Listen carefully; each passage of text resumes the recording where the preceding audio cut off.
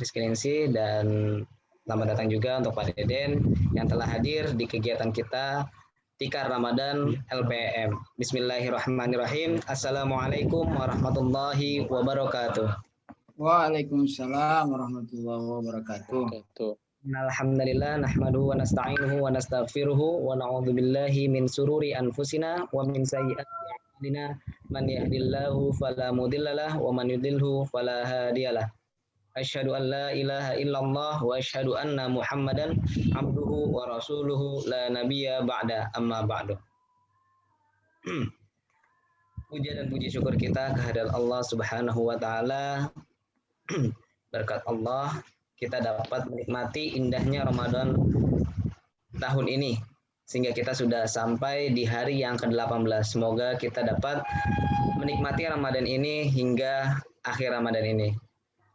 Salawat serta salam marilah kita haturkan kepada junjungan kita Nabi besar kita Muhammad sallallahu alaihi wasallam. Berkatnya lah kita dapat menikmati nikmatnya iman kepada Allah Subhanahu wa taala.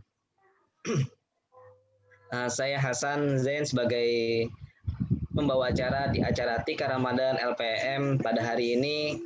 Izinkan saya untuk membuka kegiatan kita pada pagi hari yang berbahagia ini dengan bersama-sama kita membaca Al-Basmalah. Bismillahirrahmanirrahim. Mengawali acara kita yang pertama, marilah kita simak lantunan kalam ilahi yang akan dibacakan oleh saudara Arif Rahman selaku pendamping program Mustahik Pengusaha di wilayah Kabupaten Bekasi yang akan membacakan surat Al-Qadar dari ayat 1 sampai ayat 5. Kepadanya kami persilahkan.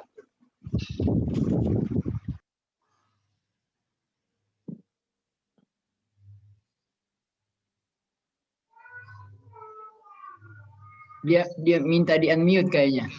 Nah, itu ya. Assalamualaikum warahmatullahi wabarakatuh.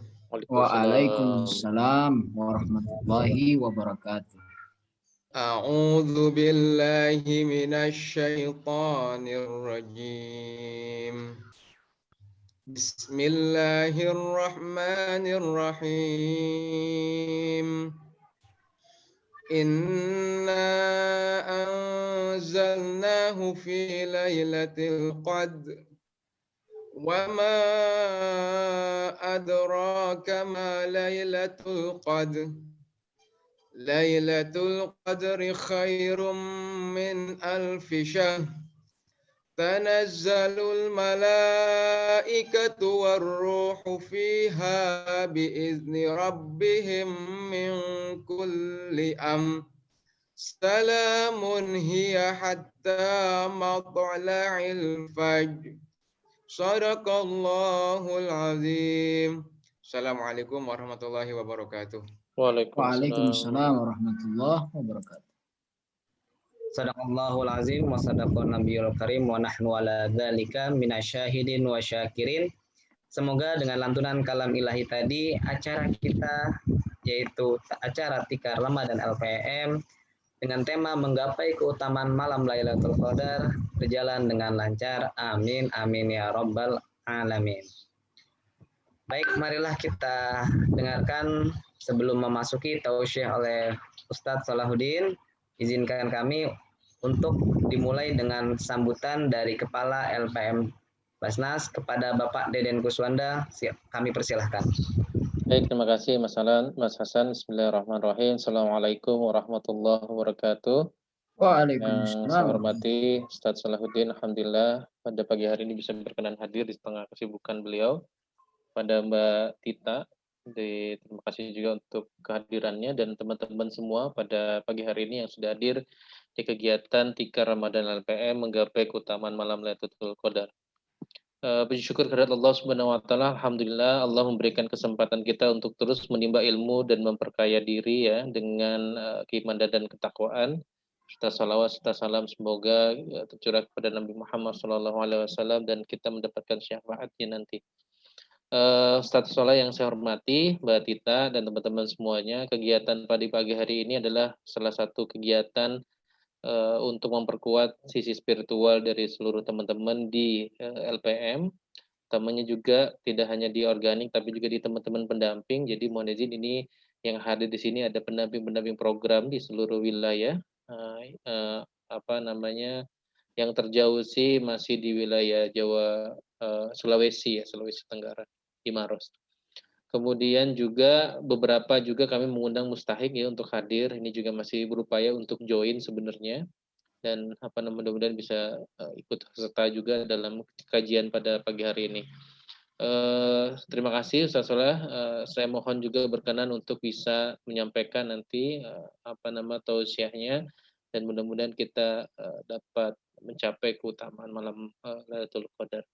Mungkin tidak panjang kalam dari saya langsung saja nanti biar lebih banyak nanti ilmu yang kita bisa dapat, dan juga bisa juga nanti kita berdiskusi bersama.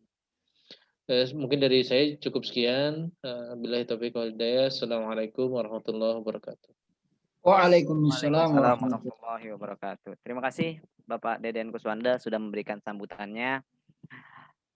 Kita memasuki acara yang spesial, yakni adanya tausiah Tikar Ramadan LPM dengan tema menggapai keutamaan malam Lailatul Qadar yang akan disampaikan oleh Ustadz Salahuddin Al-Ayyubi dari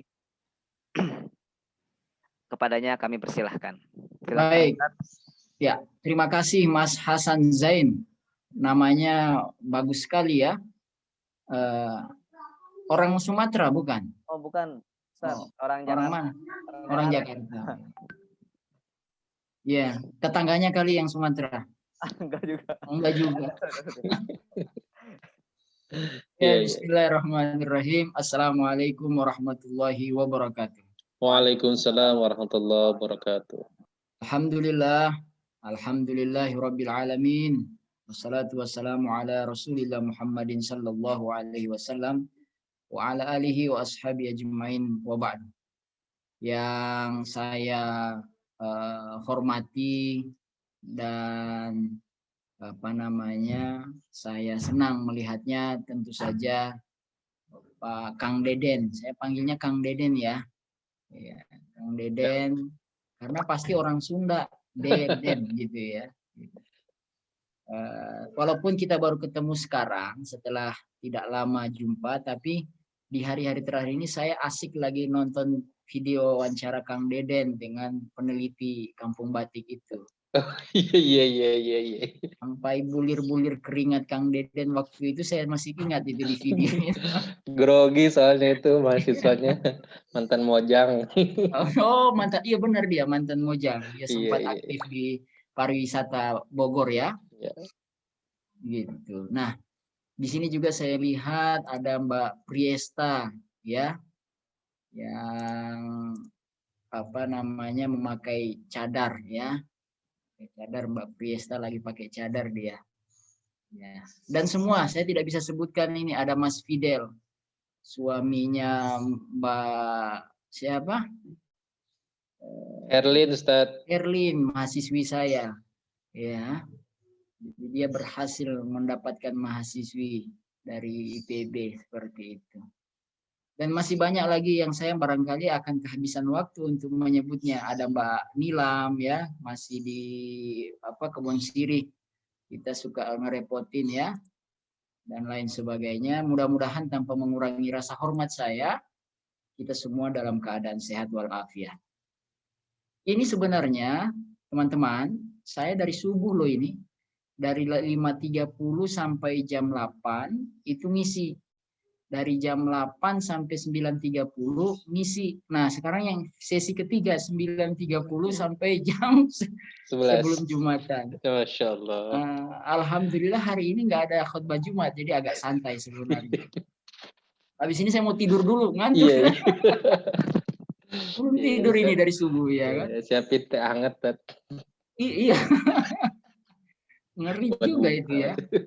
Oke. Teman-teman di seluruh Indonesia, pendamping ya istilahnya ya? Iya, pendamping saat pendamping ya. Jadi mudah-mudahan selain mendampingi sudah ada juga, selain mendampingi mustahik, teman-teman pendamping juga sudah didampingi. Ini gitu ya. Bagi yang belum mendapatkan pendamping, inilah momen-momen tepat di 10 hari terakhir Ramadan untuk betul-betul memanfaatkannya, berdoa Kenapa? Karena Lailatul Qadar itu ya yang kita kejar, kita buru, itu bukan kayak bentuk manusia. No, nanti ada tengah malam dapat manusia baju putih, tangkap dia, peluk, ya terus sebutkan permintaan, bukan. Ya dia bukan begitu. Tidak ada tidak seperti itu. Jadi malam Lailatul Qadar itu adalah malam selain diturunkannya Al-Qur'an, juga dalam riwayat disampaikan malam Lailatul Qadar adalah malam di mana ketentuan manusia itu ditulis ulang. Oke? Apa itu ketentuan manusia ditulis ulang? Takdir. Takdir ya. Takdir kita ditulis ulang. Atau direvisi sedikit lah kira-kira. Direvisi. Kalau ada yang bertanya, loh kan takdir sudah dirubah dari Lauhil Mahfuz. Betul. Kok sekarang masih bisa dirubah? Bisa. Wong yang rubahnya Allah, kenapa tidak? Gampang.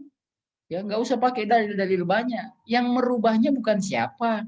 Yang merubahnya adalah Allah. Jadi kalau kita minta kepada Allah dirubah takdir, wajar. Yang belum menikah minta, ya Allah, inilah Ramadan terakhir menjadi seorang bujang. Doalah gitu. Dan saya sudah membuktikan. Saya itu menikah setelah Ramadan tahun 2011. Ya, 2011. Memang nangis-nangis waktu itu ya. Ya Allah gitu. Iya kan? Ya, tapi memang masalah kemudian itu dikabulkan itu urusan lain. Yang penting kita sudah minta kepada Allah. Nah, teman-teman dirahmati Allah Subhanahu wa taala. Bicara soal takdir ini memang bicara sesuatu yang sedikit abstrak atau sedikit tidak bisa dijangkau dengan logika. Ya jelas memang bukan logika di sini bermainnya. Saya punya cerita ya, boleh saya izin cerita. Ceritanya adalah antara logika yang berkawan dengan temannya namanya takdir. Dua orang ini berjalan bersama-sama. Tiba-tiba kehabisan bekal. Akhirnya mereka berhenti tuh di tengah jalan. Berharap ada mobil lewat supaya numpang. Ternyata sampai malam tak ada yang lewat. Kata si logika, kita istirahat ya. Kata takdir, ayo. Di mana istirahatnya? Kata logika, ya saya di bawah pohon itu di pinggir jalan supaya aman. Kata takdir, loh saya malah mau tidur di tengah jalan. Loh kok bisa begitu? Kata takdir, ya kalau kita tidur di pinggir jalan, mobil lewat, nggak bisa kita lihat. Dan kita nggak bisa dilihat oleh mereka. Saya mau tidur di tengah jalan, kalau dia lewat, dia lihat saya. Supaya kita bisa hentikan dan kita bisa ikut. Sampailah kita di tempat tujuan. Daripada di sini semalaman. Terserahlah kamu, tapi kamu tanggung resikonya. Bahaya loh itu. Bisa ditabrak. Udahlah. Akhirnya duanya berpisah. Satu ke pohon, satu di tengah jalan. Benar. Di tengah malam yang gelap gulita, sebuah mobil melaju dengan kencang. Saking kencangnya, dia melihat tiba-tiba ada sesosok orang tertidur di tengah jalan. Si takdir tadi. Akhirnya dia rem. Ya. Tapi memang karena kencang udah nggak bisa lagi. Jalan terus itu mobil. Nah, keputusan akhir adalah apa? Dia belokin itu setir mobilnya. Beloknya kemana? Ke arah pohon. Di mana di pohon itu? Tempat si logika yang tidur tadi. Jadi yang tertabrak itu adalah logika dan wafat. Yang selamat itu adalah takdir. Nah, teman-teman yang dirahmati oleh Allah Subhanahu wa taala, kadang-kadang usaha kita udah maksimal. Kita ingin memberdayakan dengan segala cara, gitu ya. Kita ingin supaya secara matematis sukses dari mustahik menjadi muzaki. Tapi ada hal lain yang harus kita ikutkan di situ. Apa? Keridhaan Allah Subhanahu wa taala dalam program-program yang kita jalankan. Alias turun tangannya bantuan Allah. Apalagi kalau yang dibantu adalah bisnis pertanian, di mana adalah bisnis yang sangat tidak bisa unpredictable ya, tidak bisa diprediksi. Kondisi cuaca atau peternakan misalkan, bisnis apa? Kang Deden ya, program apa? Peternakan ya, kambing. Yang diberikan yang mau dipiara 40. Setelah 1 tahun tinggal 4, hilang yang lain. Ya kan, macam-macam hilangnya. Hilang diambil orang, atau hilang sendiri, entah dia kabur nggak betah di kandangnya. Iya kan? Atau dia sakit, macam-macam. Nah, disitulah kemudian kita perlu melibatkan tangan-tangan Allah Subhanahu wa Ta'ala. Kita memohon semoga takdirnya menjadi takdir yang baik dalam bisnis. Dan dalam kehidupan secara umum begitu. Dalam kehidupan secara umum begitu. Ya, tentu saja tidak dengan doa saja, tetapi juga dengan usaha yang sungguh sangat maksimal. Teman-teman yang dirahmati oleh Allah Subhanahu wa Ta'ala. Di saat melihat orang yang lebih daripada kita, artinya Allah mengajari kita supaya tidak pongah dan menyombongkan diri. Itu bagian dari ridho terhadap takdir Allah. Ketika orang lain lebih sukses, ketika orang lain lebih bahagia nampaknya, ya nggak usah khawatir. Nah, persoalan pemberdayaan juga yang saya pernah dengar, salah satunya muncul itu adalah persoalan iri dengki begini ini, ya, cemburu terhadap kelompok lain. Misalkan ada 5 kelompok, kelompok yang satu bermusuhan dengan kelompok nomor 5, kelompok nomor 3 bermusuhan dengan kelompok nomor 2, yang 2 juga bermusuhan dengan kelompok 4, campur aduk jadi situ. Akhirnya habis untuk menyelesaikan permusuhan, ya, persoalan-persoalan perasaan daripada persoalan program itu sendiri. Ya, kalau antar kelompok saja bisa terjadi, di dalam kelompok sendiri juga bisa terjadi. Ada 5 anggota, satu cemburu kepada yang lain, nggak selesai-selesai. Ya, jadi memang kemampuan untuk ridho terhadap takdir itu luar biasa harus dipunyai. Luar biasa harus dipunyai. Jika kemudian Allah Subhanahu wa Ta'ala, ya, membuat kita kurang daripada yang lain, berarti Allah mengajari kita supaya tidak sombong. Ketika kita melihat orang yang di bawah kita sebaliknya, berarti Allah mengajak kita untuk bersyukur dan peduli. Ya. Karena memang setan itu membisiki hati dengan perasaan lebih dari orang. Kalau sudah masuk yang begitu, segera ingat bahwa orang ada yang jauh lebih hebat, jauh lebih baik dan lebih utama dari kita. Ya. Sama dengan perasaan minder juga. Kalau sudah mulai masuk perasaan minder, perasaan tidak optimis, ingat, masih banyak orang yang kehidupannya jauh lebih malang daripada kita. Yang jauh lebih malang apa ya? Kota apa yang jauh lebih daripada kota Malang? Ya. Banyuwangi, Tat. Banyuwangi lebih jauh daripada kota Malang. Ya. Jadi semuanya disikapi dengan optimis. Ya. Mau marah-marah juga tidak merubah keadaan. Mau gerasa gerusu gerundel juga tidak mempengaruhi apa-apa. Teman-teman yang dirahmati oleh Allah Subhanahu wa Ta'ala. Ada seorang pengangguran. Dia mengirim lamaran kerja ke sebuah perusahaan penjaga WC umum. Ya, jadi perusahaan itu menempatkan orang-orang membangun WC umum, lalu ada orang-orang yang menjaga. Nah, dia melamar posisi itu. Wawancara diterima. Tapi kata pewawancaranya, Pak, Mas, kami butuh alamat email Mas. Untuk kami kirimkan berkas-berkas surat-surat yang harus disetujui. Macam-macam lah. Kata orang itu, Pak, saya ini nggak punya email, nggak punya komputer. Kata yang punya perusahaan, kalau begitu yang wawancara ya, kalau begitu Anda kami tolak ya. Anda tidak layak. Ya sudahlah, akhirnya dia keluar dari wawancara itu dengan perasaan gontai. Sedih. Dia punya uang sedikit di kantongnya. Dia belikan stroberi. Atau dia belikan apalah, contoh lain lah. Nah, sepanjang perjalanan pulang ke rumahnya, yang di barang di tangannya itu dia jual. Dia ketuk pintu rumah yang dia lewati. Assalamualaikum, waalaikumsalam, selamat sore, saya mau jualin stroberi saya, berkenankah untuk membeli? Ya kan? Qadarullah, takdir Allah, laku Kang Deden. Mas Fidel, habis. Dan untung. Akhirnya dia mikir, kok gampang ya? Akhirnya besok dia pergi lagi beli stroberi, jual lagi, untung.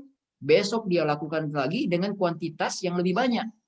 Akhirnya lama-lama singkat cerita, dia berhasil memiliki perusahaan kecil pemasok stroberi.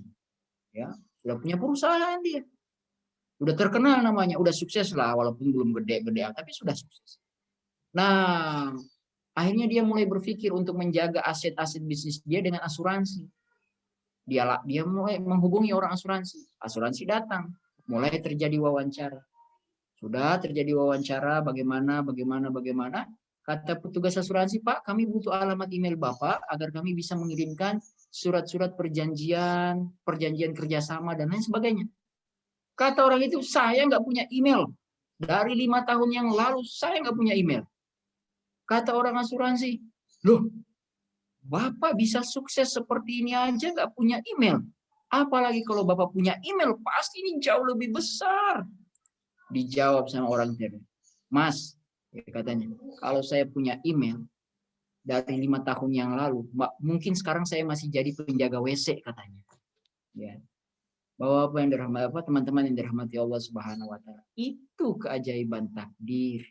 Ya, kita menyangka bahwa apa yang baik bagi kita itu ternyata buruk bagi kita. Ya, kadang-kadang Allah menahan sesuatu yang kita kira itu baik, sementara di balik dia menahan itu, dia menyembunyikan sesuatu yang lebih baik. Kadang-kadang dia menghalangi sesuatu yang kita kira baik, padahal itu bisa menjadi penyebab kecelakaan musibah kita di belakang hari. Boleh jadi dalam delay penerbangan ada keselamatan di balik itu. Boleh jadi tidak terlalu cepat menikah, ada keberkahan di balik itu. Boleh jadi belum dikaruniai anak, ada kebaikan di balik itu. Boleh jadi ditolak lamaran kerja, ada hikmah besar di balik itu. Wa asa an takrahu syai'an wa huwa khairul lakum. Boleh jadi kalian membenci sesuatu, padahal itu baik bagimu. Al-Baqarah 216. Teman-teman yang dirahmati oleh Allah Subhanahu wa taala. Nah, dalam dunia bisnis ya, terlebih lagi ya, takdir itu tadi kita sudah sampaikan memiliki peran yang teramat penting. Oleh karena itu, kesibukan kita di dunia Allah datangkan bulan Ramadan. Supaya apa? Supaya nge-charge ulang. Ya, reinstall ulang, diinstal ulang. Bagaimana kualitas hubungan kita dengan yang Maha memberi rezeki, dengan yang Maha memberi segala macam pemberian. Ya, kalau Allah berkenan, mungkin Allah tidak mau memberikan Ramadan kepada kita. Waktu sebelum Ramadan kemarin kita doa, ya Allah sampaikanlah usia kami di bulan Ramadan. Sekarang kita udah sampai, bahkan udah mau meninggalkan Ramadan di beberapa hari terakhir lagi. Berarti sebenarnya Allah itu dekat dengan kita. Allah itu mendengar doa kita. Ya, Allah itu tahu. Hanya saja mungkin Allah punya hitung-hitungan tersendiri. Nah, teman-teman yang dirahmati oleh Allah Subhanahu wa taala. Nah, oleh karena itu bicara soal kesuksesan hidup di dunia ini, ya, sebenarnya kita nggak usah terlalu disibukkan dengan kekhawatiran yang berlebihan. Ada 4 model manusia sebenarnya di dalam hidup ini yang Al-Quran sampaikan. Orang Puskas tahu ini. Yang model pertama itu adalah orang yang soleh, orang yang soleh hidupnya bahagia. Ya, tahu ya, orang soleh hidupnya bahagia. Ini Bu Sri udah gabung dengan kita nih. Ya. Ini materi yang sempat kemarin saya sampaikan juga ini Bu Sri. Ya. Jadi orang soleh yang bahagia itu adalah dia taat kepada Allah Subhanahu wa taala. Dia rajin melaksanakan perintah-perintah Allah. Ya, tetapi karena kesolehan dia, kemudian Allah membalas dengan kebaikan-kebaikan dunia. Yaitu nggak usah diheranin. Karena Allah Subhanahu wa taala sendiri itu mengatakan di dalam Al-Qur'an bahwa man amila salihan min zakarin au unsa, siapa yang mengerjakan amal soleh, baik laki-laki maupun perempuan dalam keadaan beriman, wa huwa mu'minun, dan dia beriman, falanuhyiyannahu hayatan thayyibah, akan kami berikan kepadanya kehidupan yang baik. Ya. Jadi wajar kalau ada teman-teman yang soleh, ya, lalu hidupnya bahagia, nggak apa-apa. Dia hidup bahagia, memang begitu logikanya.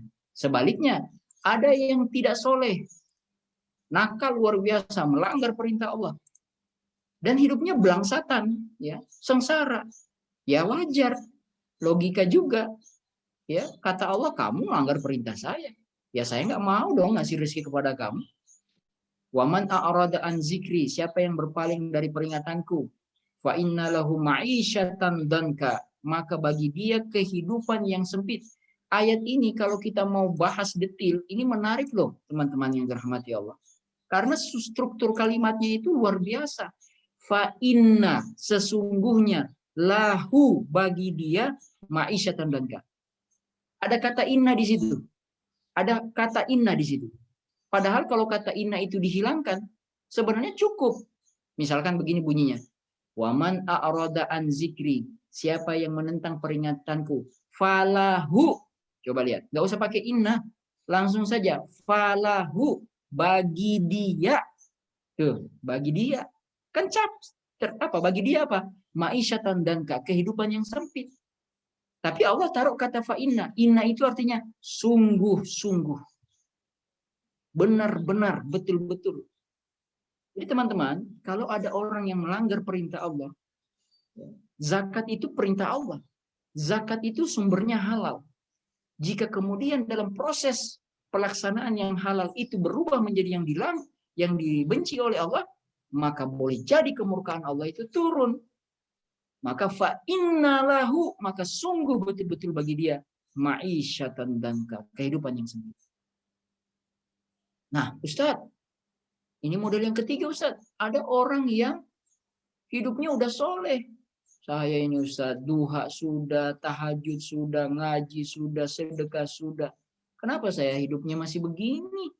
Doa-doa saya belum diterima. Kenapa ya Allah? Maka jawabannya adalah di surat Al-Baqarah 155.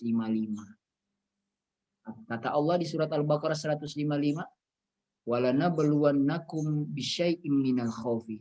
Kami akan uji kalian dari ketakutan, wal ju'i, rasa lapar, wa naqsi minal amwali, kurang harta, wal anfusi, kehilangan nyawa, was samarati, kekeringan buah-buahan. Wa basyiris sabirin, beritakan kabar gembira bagi mereka yang sabar melewati semua itu. Kabar gembira yang dimaksud apa? Surga. Surga Allah Subhanahu wa ta'ala. Ini harus kita sampaikan kepada para mustahik. Jangan sampai dia tersalah paham bahwa kan Ustadz bilang kalau sudah soleh, udah ngaji harus sukses. Enggak mesti. Ternyata di balik kesolehan itu Allah malah semakin sayang sama dia. Dan Allah ingin menaikkan derajatnya, maka Allah uji dengan ujian. Kalau dia sabar dengan ujian itu, balasannya surga. Jadi jangan sampai salah paham. Nah, kemungkinan yang kedua adalah dia soleh, tetapi dia masih punya masa lalu yang belum selesai dengan Allah. Ada noda-noda gitu. Nah, noda-noda itu pengennya Allah bersih dulu. Nggak boleh nggak bersih. Makanya dikasihlah musibah, dikasih ujian. Kenapa? Kata Allah, "Walanuziqannahum minal azabil adna dunal azabil akbar." Kami rasakan kepada mereka azab yang dekat, azab yang dunia, sebelum azab yang lebih besar, yaitu akhirat. Jadi kalau kita hari ini sudah soleh, sudah mendekat kepada Allah, tapi masih juga dapat cobaan hidup, barangkali kita harus introspeksi diri. Saya sudah doa Ustadz, saya sudah sholat subuh, introspeksi. Sholat subuhnya jam berapa? Tapi sudah sholat subuh tepat waktu Ustadz, introspeksi. Baju yang dipakai halal apa bukan?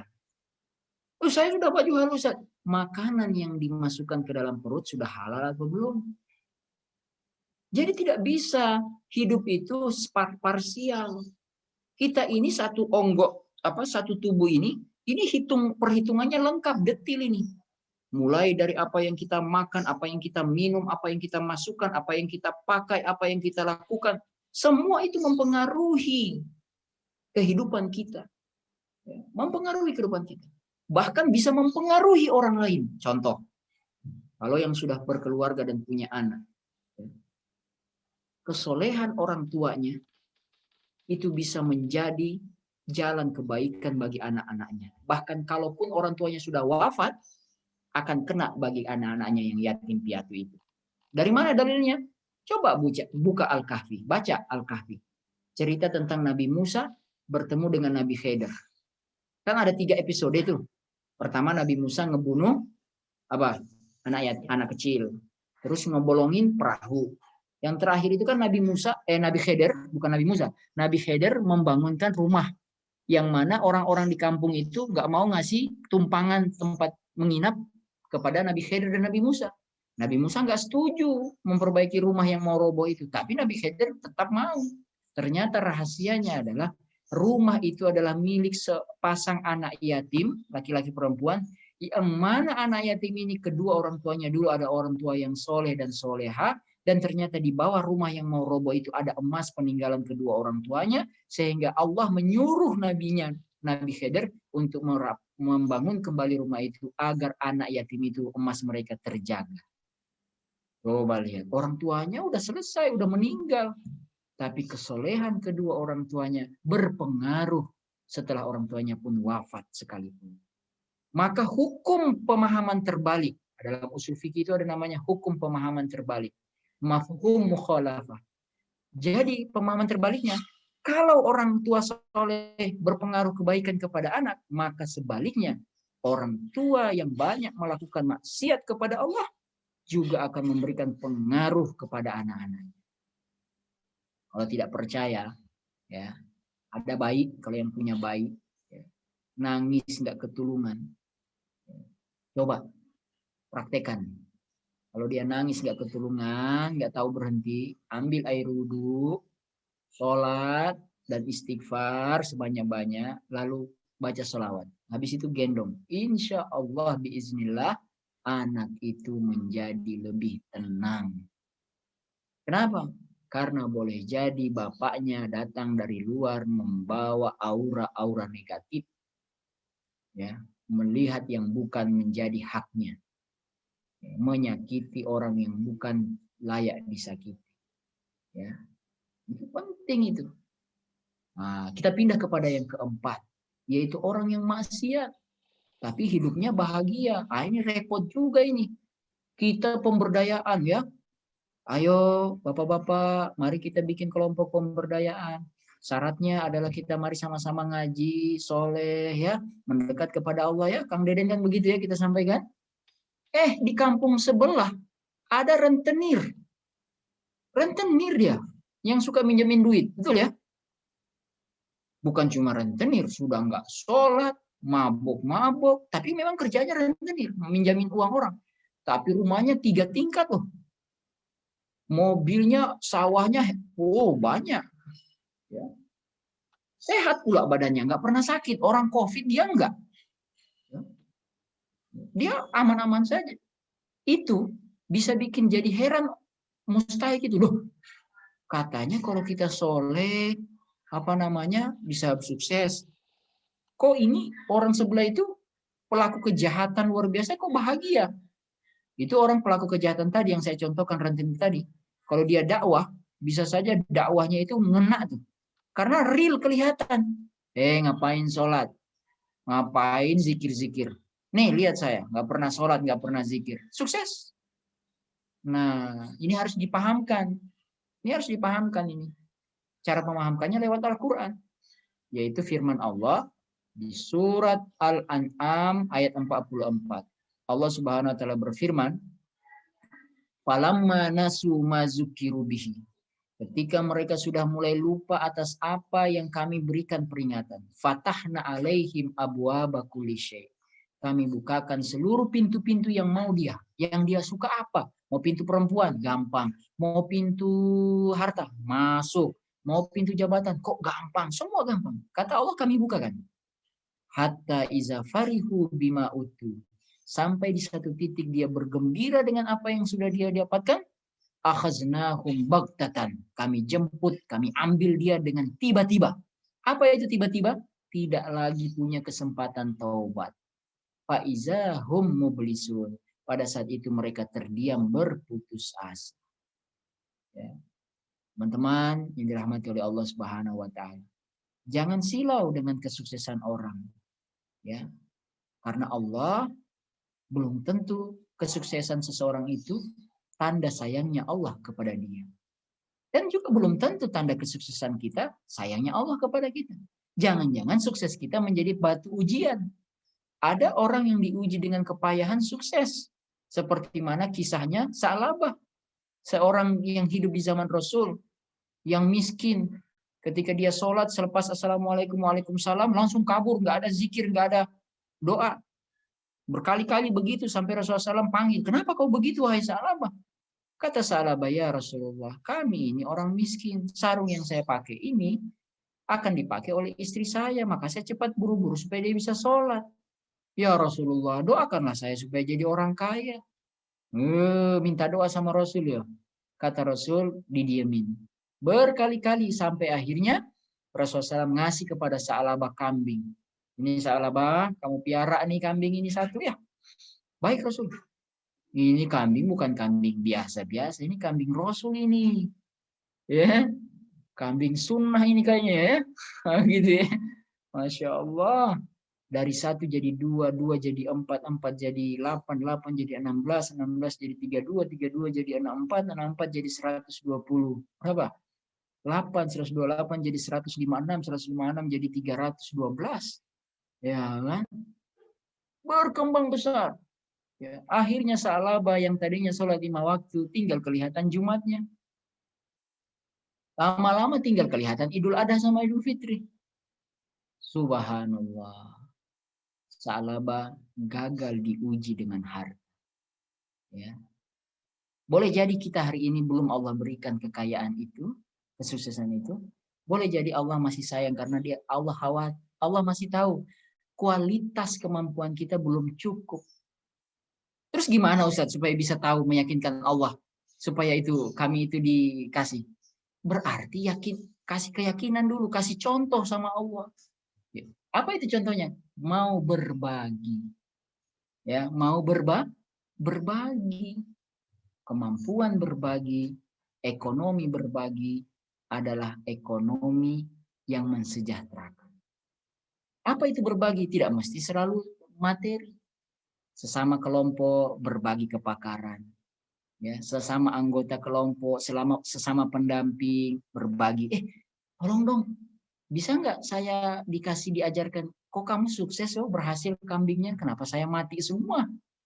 Kalau orangnya tidak pakai iman, dia akan bilang, harus syukurin. Saya akan dapat poin lebih di matanya Pak Deden. Kalau kamu nanti gagal, nanti diganti. Kan kalau setan masuk bisa. Nah, berbagi. Berbaginya apa? Oh ya sini saya ajarin. Gini loh, gini loh, gini loh. Ya, sama-sama sukses. Sama-sama berhasil. Tapi kan saya tidak digaji untuk bagian mengajarkan pendamping yang lain. Gaji saya, kontrak saya, PKWT saya dengan Pak Deden, itu adalah urusan saya di titik ini. Nah, profesional dalam Islam tidak demikian. Kalau profesional dalam konvensional, profesional secara umum, ya begitu. Mengerjakan yang sesuai yang disepakati. Tapi profesional dalam Islam tidak. Kenapa demikian? Karena profesional dalam Islam inspirasinya adalah sifat ihsan. Apa itu sifat ihsan? Malaikat Jibril turun kepada Nabi SAW. Bertanya 3 hal. Ya Rasulullah, apa itu Islam? Nabi jawab, Islam itu antashhadu an la ilaha illallah, engkau bersyahadat, engkau sholat, engkau puasa, engkau zakat, engkau haji. Ditanya lagi, apa itu iman?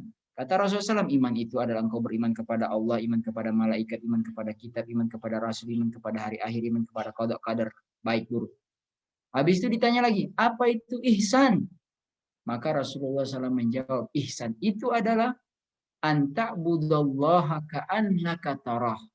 Engkau beribadah kepada Allah seolah-olah, bukan seolah-olah, engkau beribadah kepada Allah ka'annaka tarah, seperti engkau melihat langsung. Seolah-olah ya, seperti engkau melihat langsung. Tapi kan Allah nggak bisa dilihat. Nah, lanjutannya adalah fa illam takun tara, kalau engkau tidak sanggup melihat Allah walaupun cuma seolah-olah, fa innahu yarak, maka yakini, sifat ihsan itu adalah yakini bahwa setiap engkau melakukan amal-amal ibadah, engkau dinilai, diperhatikan oleh Allah Subhanahu wa ta'ala. Itu profesionalnya dalam Islam. Jadi betul dia tidak digaji dengan gaji tambah, dengan pekerjaan tambahan mengajarkan pendamping yang lain. Tetapi dia yakin betul tidak ada yang sia-sia di hadapan Allah. Maka dia berharap dengan berbagi akan malah membuat ilmunya semakin bertambah. Satu, dengan berbagi membuat programnya juga semakin sukses. Ya, itu filosofinya berbagi. Ya, dan itulah filosofinya zakat. Az-zakah an-nama. Zakat itu tumbuh. Zakat itu bertambah banyak. Karena Allah menjamin siapa yang berzakat akan Allah bayarkan atau ganti dengan yang lebih baik. 2 malaikat pagi, setiap pagi selalu datang mendoakan setiap orang. Yang satu malaikat berdoa, ya Allah, Allahumma ati munfikan khalafa. Ya Allah, berikanlah kepada yang bersedekah hari ini, ya, gantinya. Yang satu lagi malaikat berdoa, ya Allah, hancurkan orang yang tidak berbagi hari ini hartanya. Teman-teman yang dirahmati oleh Allah Subhanahu wa taala. Ya, jadi takdir adalah sesuatu mutlak milik Allah. Ada takdir yang hanya bisa kita terima, tapi ada takdir yang bisa kita upayakan. Lewat apa? Lewat doa. Tapi doa juga tidak cukup. Lewat ikhtiar. Lewat usaha yang maksimal. Seorang sahabat memarkirkan ontanya ketika dia mau masuk ke dalam Masjid Nabawi. Dia nggak ikat. Maka sahabatnya yang lain bertanya, kok nggak diikat? Kata sahabat yang tadi yang punya onta, saya menyerahkannya tawakal kepada Allah Subhanahu wa taala. Kata sahabatnya, tawakal itu bukan begitu. Tawakal itu adalah engkau ikat dia dengan sekuat yang baik, ya, yang paling bagus. Setelah itu baru engkau tinggalkan dia dan tawakal kepada Allah Subhanahu wa taala. Jadi teman-teman yang dirahmati oleh Allah, takdir bisa kita rubah, ya. Takdir bisa kita minta kepada Allah yang terbaik. Tentu saja dengan usaha. Tunjukkan kepada Allah bahwa kita memang layak untuk diberikan yang terbaik. Ya Allah, jadikanlah saya orang kaya. Tapi mentalnya bukan mental orang kaya. Apa itu mental orang kaya? Mental orang kaya itu adalah mental mau berbagi.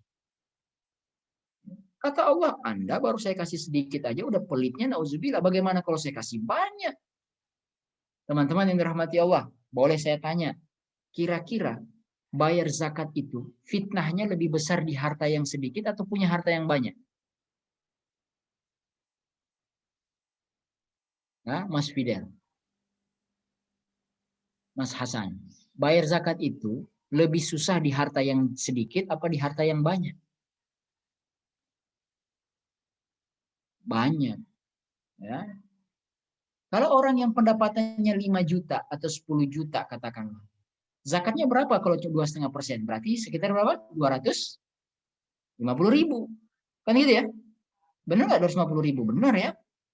Hitungannya. Gampang, 10 juta 250 kasih. Tapi bayangkan kalau pendapatannya 1T. 2,5% dari 1T berapa? Ada 250 miliar?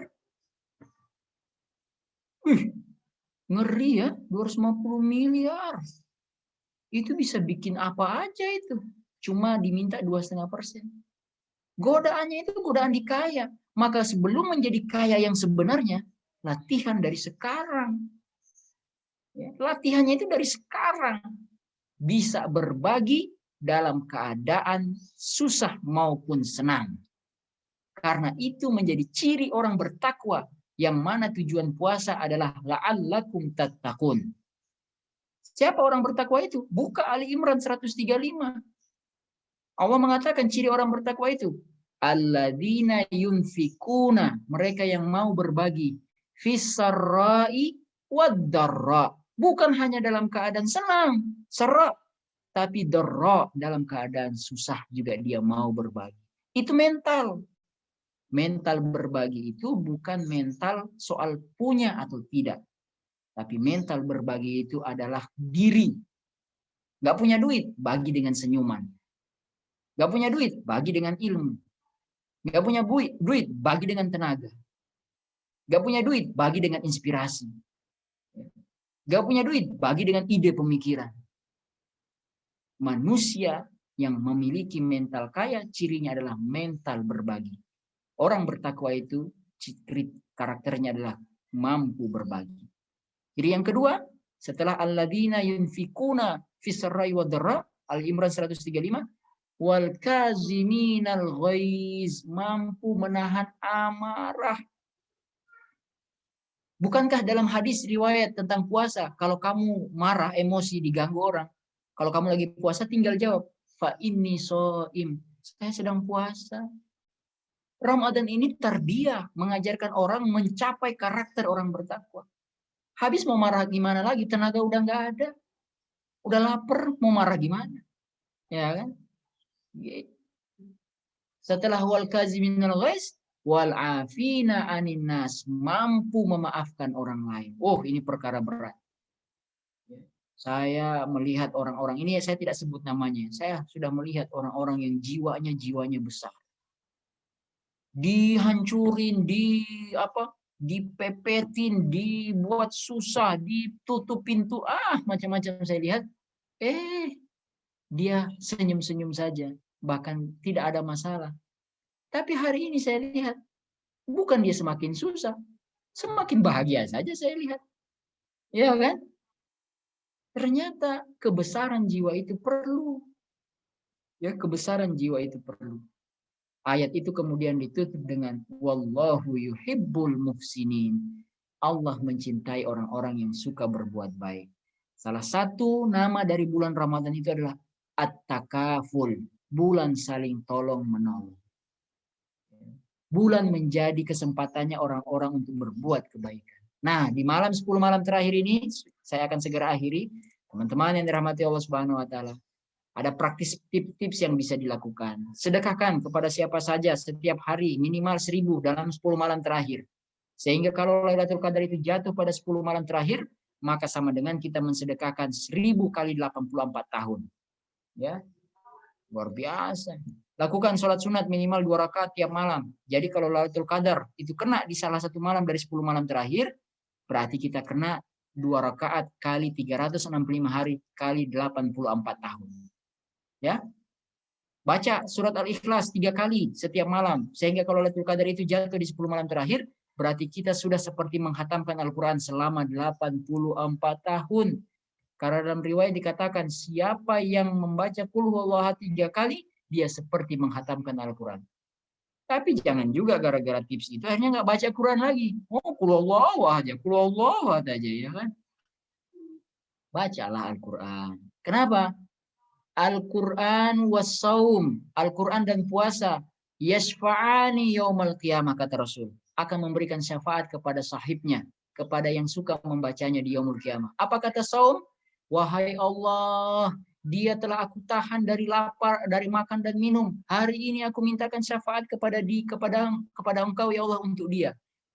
Quran juga mengatakan, ya Allah, aku telah menahan matanya dari kantuk.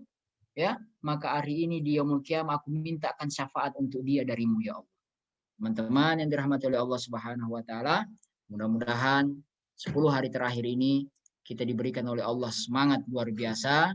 Ya, jangan lupa dawamkan doa Allahumma innaka afuwun karimun tuhibbul afwa fa'fu anna, atau fa'fu anni, ya Allah engkau maha pemaaf dan engkau menyukai pemaafan, maka maafkanlah aku. Itulah doa yang diajarkan oleh Rasulullah SAW ketika di 10 malam terakhir.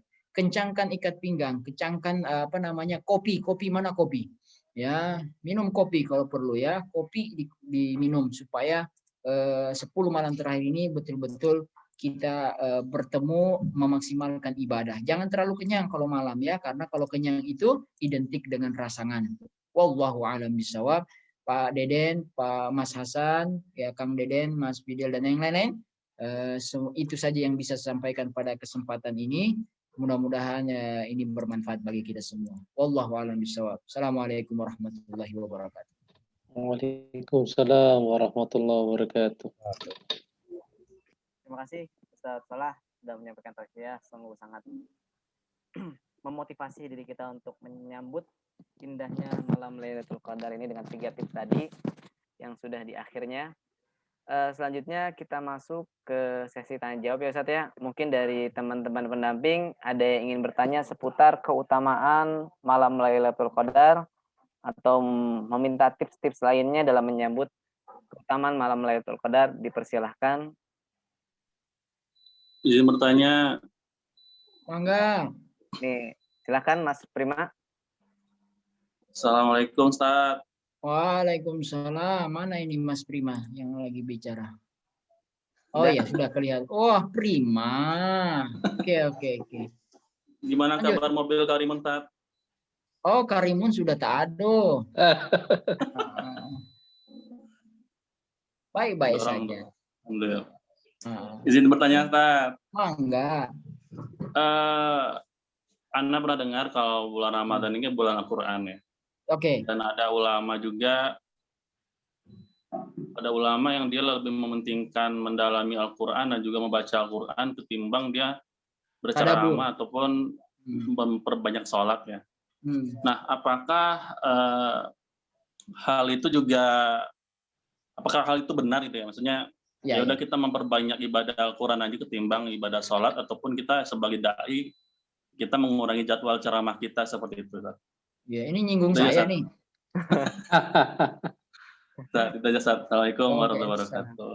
Warahmatullahi wabarakatuh. Iya, seharusnya salafus saleh kita mencontohkan mereka kayak Imam Malik ya. Imam Malik itu ngajarin kitab hadis di kubur Nabi. Imam Malik itu kalau ngajar hadis ya, Mas Prima, tuh mandi, terus pakai baju yang gagah, terus pakai parfum ya. Habis itu ngajar hadisnya gini enak. Berkata yang memiliki kubur ini, sambil nunjuk. Berkata yang memiliki kubur ini atau yang sedang ada di kubur ini. Enak ya, luar biasa ya. Gimana nggak tersemangat itu orang belajar hadis ya.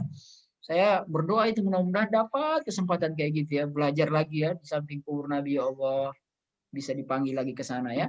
Amin. Nah, Imam Malik ketika datang Ramadan itu ditinggalin semua, tutup majelis. Beliau langsung fokus membaca Al-Quran. Imam Syafi'i diriwayatkan khatam sebulan 60 kali. Berarti satu hari 2 kali. Heran ya? Wah, mana mungkin. Saya barusan dapat video tadi. Entah di grup mana saya dapat video. Video itu adalah salah seorang syekh yang mempraktekkan cara membaca Al-Quran secara cepat namun tepat. Dengan butuh waktu khatam itu 7 jam sekian menit. 7 jam sekian menit dia khatam. Subhanallah. Nah, baru kita masuk pertanyaan level berikutnya. Jadi gimana?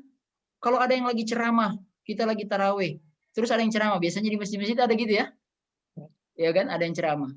Jangan pula antum mengibarkan bendera perang.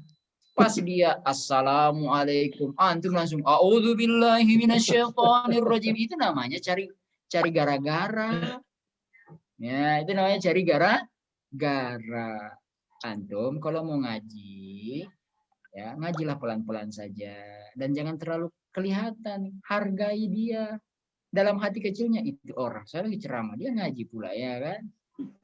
Gitu. Tapi kalau antum sembunyi atau antum keluar sebentar ke teras masjid gitu, dan nggak usah keras-keras suaranya, gitu ya. Jadi tidak ada sesuatu yang harus saling dikorbankan. Ya, bahkan seharusnya saya juga tantang nih. Tidak mungkin saya rasa ada orang yang bisa duduk berjam-jam Quran terus. Pasti dia butuh misalkan bangun dulu, berdiri dulu, sholat dulu 2 rakaat, habis itu capek, ngobrol dulu. Yakin nggak kalau itikaf? Ngaji mulu apa ngobrol? Banyakan mana? Banyakan ngaji apa banyakan ngobrol? Wasip. Banyakan ngobrol, Ustaz. Banyakin ngobrol.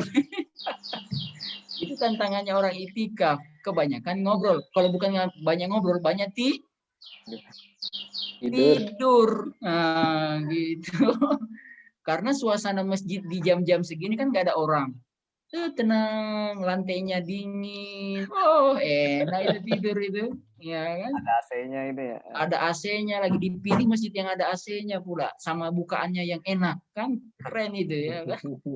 Nah, jadi sebenarnya tidak usah menjadi persoalan. Silahkan dikombain. Capek ngaji, baca tafsir.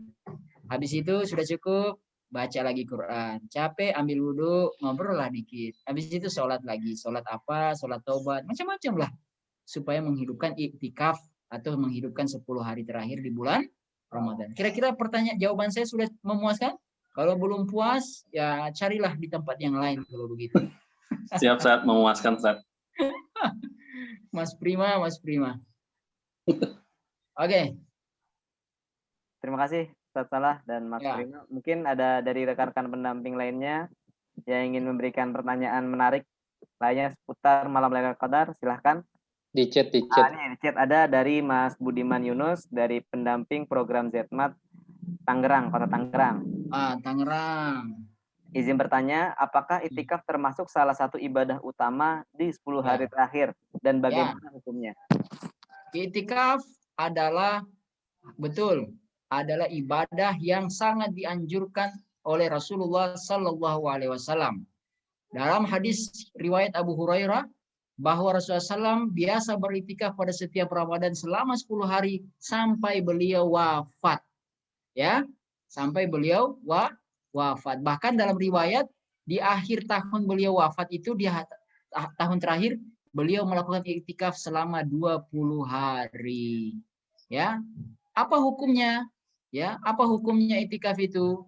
Tentu saja hukumnya adalah sunnah yang sangat dianjurkan, ya.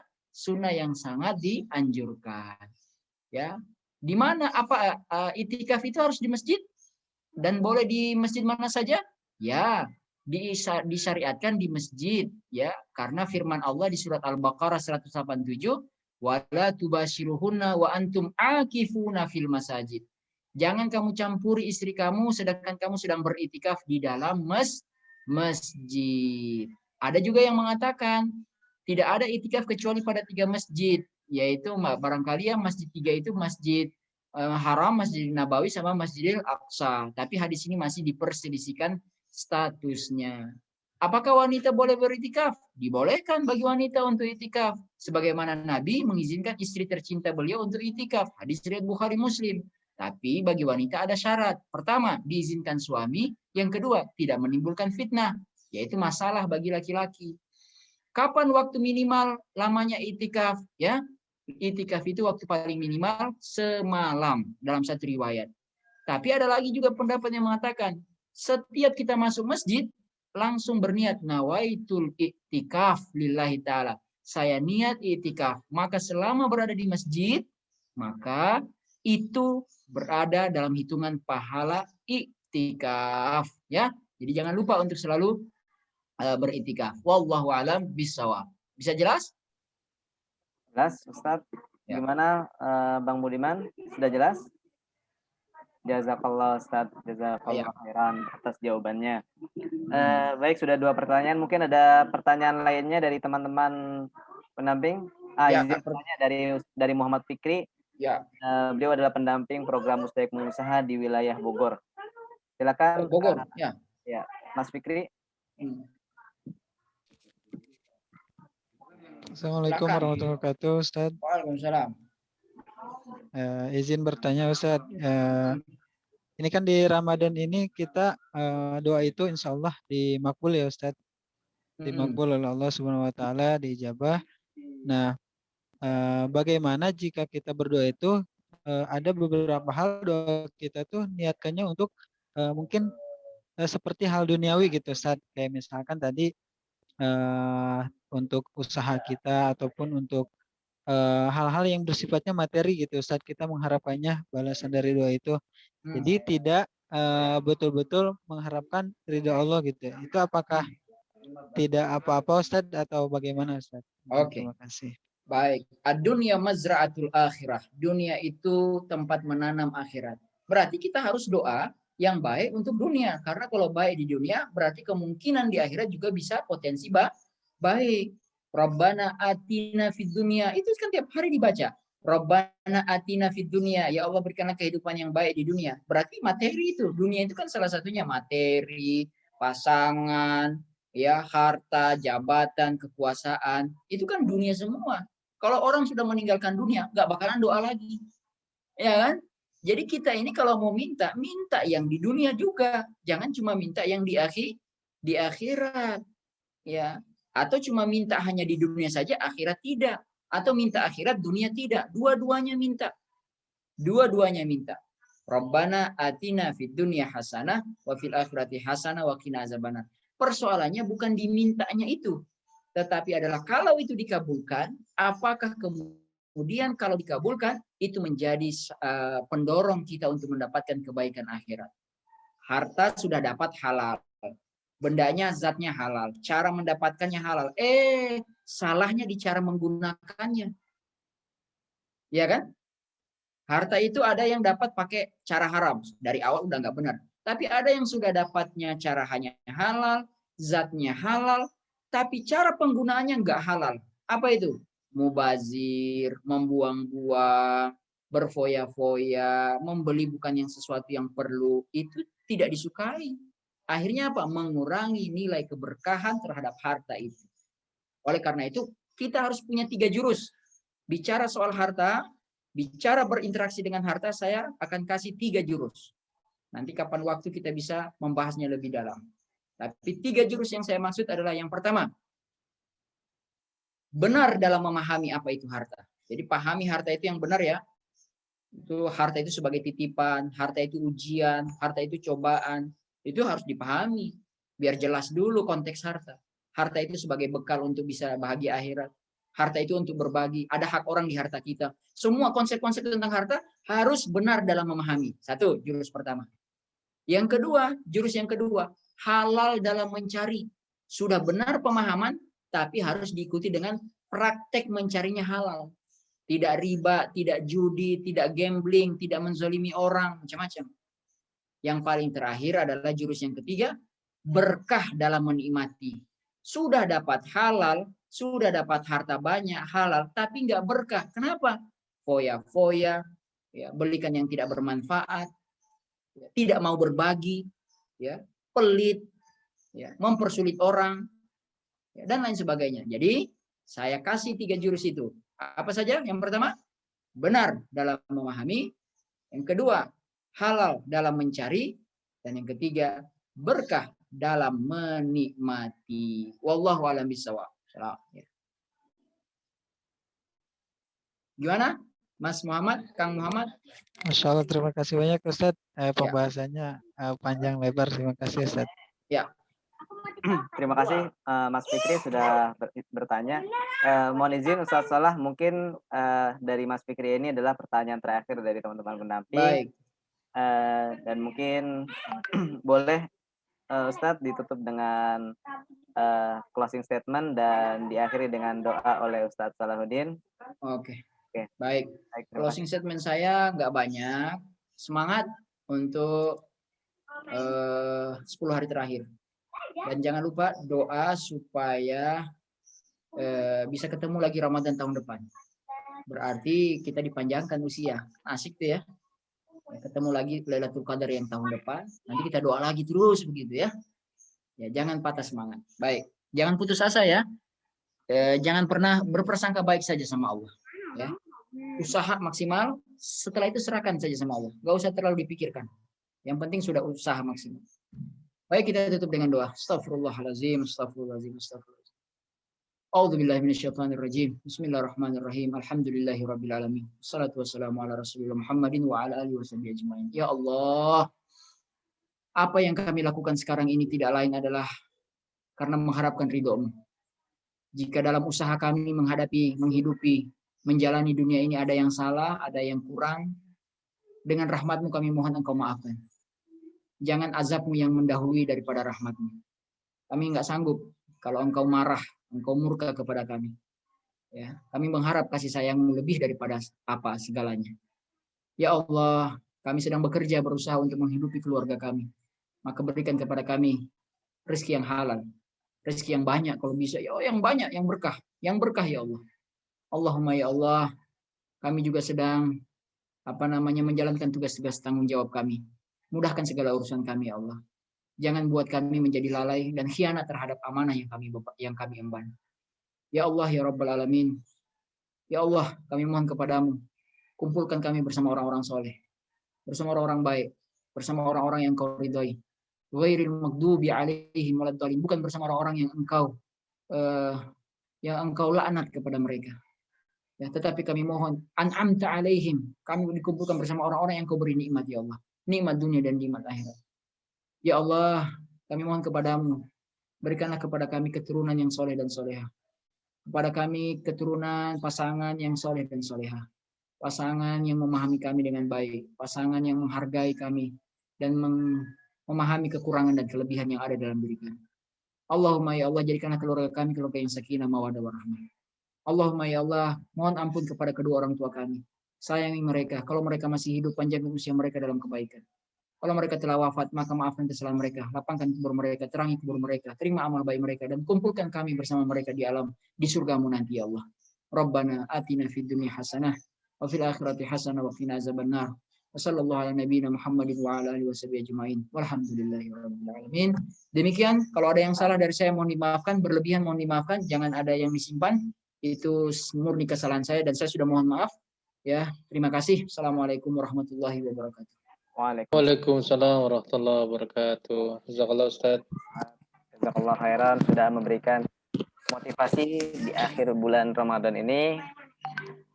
Marilah, sudah sekian lama kita mendengarkan tausiah dari Ustaz Salahuddin Al-Ayyubi dengan banyaknya motivasi-motivasi beliau. Marilah kita bersama-sama membaca doa kafaratul majlis sekaligus menutup kegiatan kita ini dengan baca alhamdulillah. Subhanakallahumma wa bihamdika asyhadu an la ilaha illa anta astaghfiruka wa natubu ilaik. Dengan baca alhamdulillah, alhamdulillahirabbil alamin. Wassalamualaikum warahmatullahi wabarakatuh. Waalaikumsalam warahmatullahi wabarakatuh. Jazakallah Ustaz. Ya. Saya mohon izin. Makasih Terima kasih Ustaz Salah. Turun pisan. Makasih Ustaz Salah, makasih Ustaz Deden. Saya juga makasih Bu pamit Sri. ya. Makasih Bu Nu, turun pisan. Makasih, saya makasih.